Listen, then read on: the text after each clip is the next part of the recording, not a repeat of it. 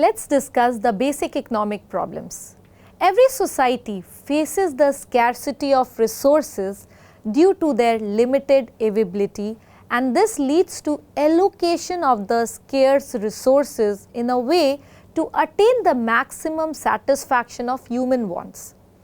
Allocation of resources raises a basic economic problems which deals with production, distribution and disposition of goods and services, which are also called as the central problem of an economy. Every economy must answer the following question: what should be produced? How should the goods and services be produced? For whom the goods and services has to be produced? Now let's discuss one by one. What to produce is the most basic and the first question that should be asked. There are different needs of every human in the society, considering that it is decided which goods and services are to be produced and in what quantity as they required in the society. As the resources are scarce, the production of one means sacrificing another. Production has to be done in a way to maximize or to attain the maximum satisfaction, which can be achieved by society by looking into what is more important than another. For example, the construction of a hospital can be done by giving up a construction of a highway. A public park or a school can be built on the same land. One has to decide what needs to be built by studying which is more important and needs to be done at that particular time. Thus, using the economy's scarce resources to produce one thing requires giving up another. Producing a better education, for example, may require cutting back on other services, let's say a healthcare sector. A decision to preserve the wilderness of the area requires giving up the use of other land. Every society must decide what it will produce with its scarce resources, and hence it should be taken care of well. The second question is how to produce. This refers to different aspect of production, from selecting which raw material is to be used, what technique of production has to be adopted, and where these goods would be produced. How means deciding the manner in which the goods are produced largely deals with deciding what amount of labor should be involved. There are two types of techniques when we are discussing about how to produce. The capital intensive technique is something where more machinery, equipments, technologies are used for manufacturing, producing any goods or services. On the other hand, labor intensive technique is more manpower driven. That means where more human resources are utilized for manufacturing of goods and services. For example, the production of textile can be done either by handloom or machine based. The method gives more output with lesser cost, getting involved in choosing. In a country like India, where there is abundance of labor, handloom can be chosen, whereas in the country like USA and other developed nations, where the labor cost is high, machine-based production can be preferred. The next one is for whom to produce. This involved deciding who is the end consumer of the goods and services that are produced.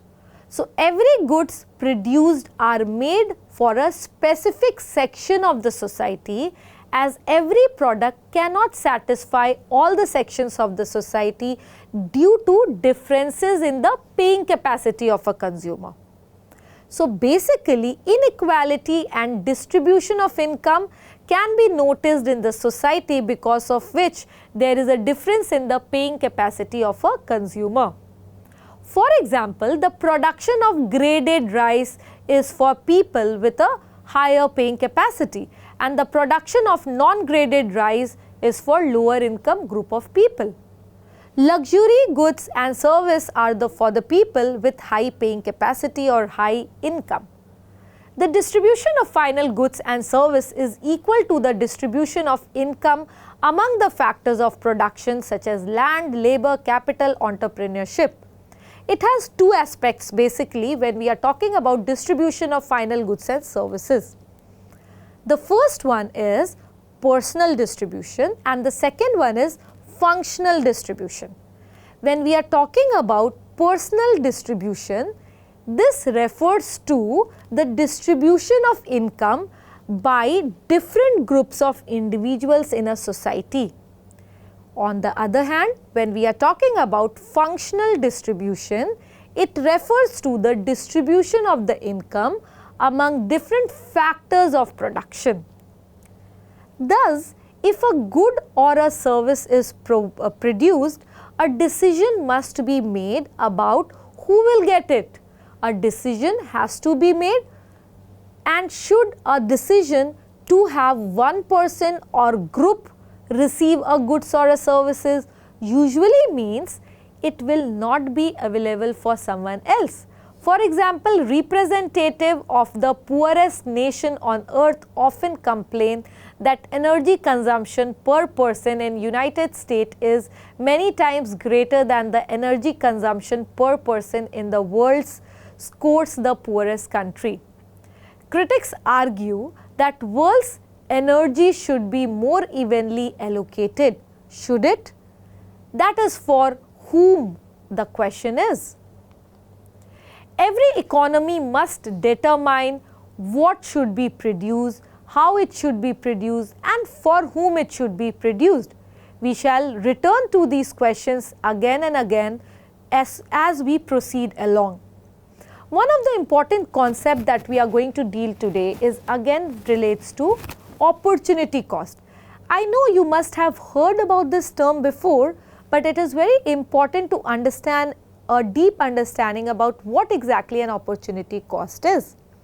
It is within the context of scarcity that economists defines what is perhaps the most important concept in all economics, the concept of opportunity cost. The opportunity cost is the value of best alternative foregone in making any choices. The opportunity cost to you of reading the remainder of this chapter will be the value of the best other use to which you could have been put your time to. If you choose to spend, let's say, $20 on a potted plant, you have simultaneously chosen to give up the benefits of spending $20 on pizza or paperback books on the night at the movies or the night for any movies, etc., which you wish to go for. If the book is most valuable for you as an alternative, okay, then the opportunity cost of the plant in the value of the enjoyment you otherwise expected to receive from that book. So it is you who have to decide which one would be the best. The concept of opportunity cost must not be confused with the purchase price of an item. Consider the cost of, let's say, college or university education. Now, that includes the value of best alternative use of money spent for tuition, fees, books, etc. But the most important cost of a college education is the value of the foregone alternative usages of time spent studying and attending class instead of using the same time in some other activities. Students sacrifice that time in hope of even getting a better return out of it. Hence, they opt for that. Part of that cost is the value of next best alternative or use of the money that is required to take into consideration. The concept of scarcity, choice, opportunity cost are the heart of economics. A goods is scarce if the choice of one alternative requires that another has to be given up, because thus there is scarce resources.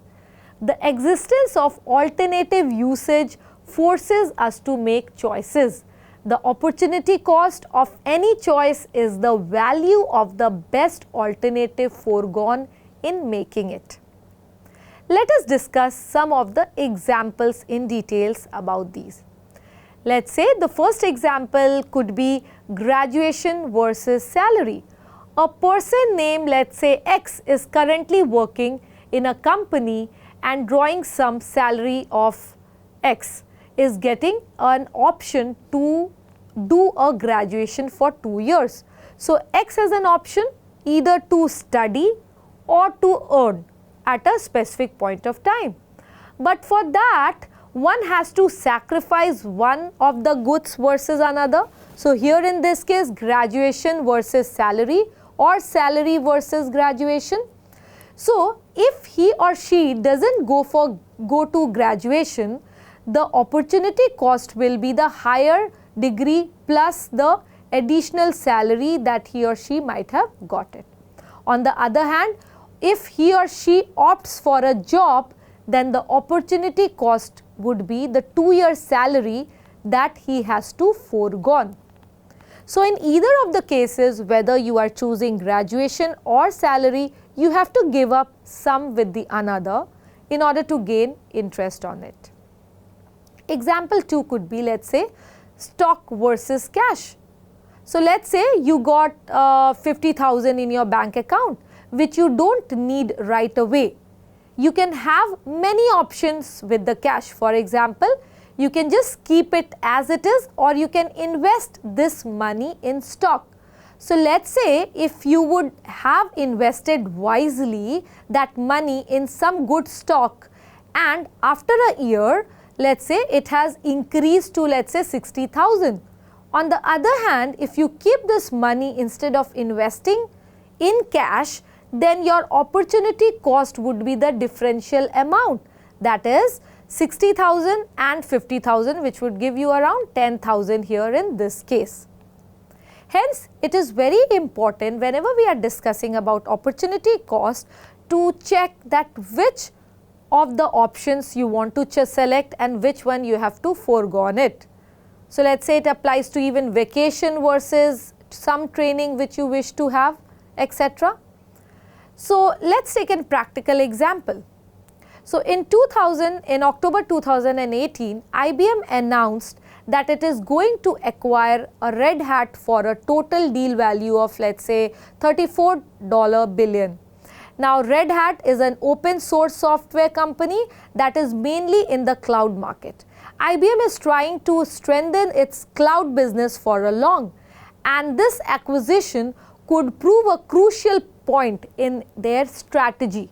Red Hat shareholder will receive $190 per Red Hat share and this deal. Now, below is the IBM's balance sheet as per 2018 annual report that you can see in the figure. As we see that in their books, they are having cash and equivalent of around $11.4 billion. They are also issuing a debt for paying for these deals. Instead, they could have used this amount for paying a dividend to its shareholder or opening a new R&D center. So, the opportunity cost for IBM shareholder will be the dividend or profit from some new R&D center if IBM had not done this deal. So, to conclude, you can say opportunity cost is very important concept if any individual company wants to think rationally between the options. With this strategy, a company can think that what is foregoing with choosing an option. Companies use this concept for any capital or investing decision while calculating the cost of capital. By the above mentioned example, you can understand what is means and how it can be applied in different scenarios to choose between options. Thank you.